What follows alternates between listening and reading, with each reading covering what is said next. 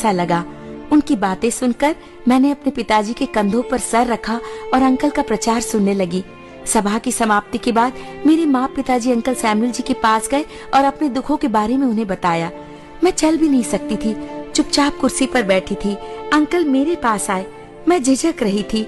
उन्होंने अपने हाथ मुझ पर रखे और मेरे लिए प्रार्थना की। मेरा शरीर इतनी सड़ी हुई हालत में था कि कोई डॉक्टर उसे नहीं छूता। शरीर से बदबू आती, बहुत बुरी बदबू आती। शरीर से पीप और खून बाहर रिस रहा था। मुझसे अपनी ये हालत बर्दाश्त नहीं हो रही थी। अपने आप से मुझे घिन आ रही थी। 2 साल तक मैं ऐसी हालतों से गुजर रही थी। अंकल सैमुअल जरा सा भी नहीं झिझके। ये भी नहीं सोचा कि ये रोग कहीं उन्हें न लग जाए। उन्होंने परमेश्वर से प्रार्थना की और आशीष का तेल मेरे पूरे शरीर पर सिर से पांव तक मला।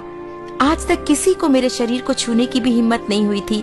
आज इन्होंने पूरे शरीर पर तेल मला, प्रार्थना की।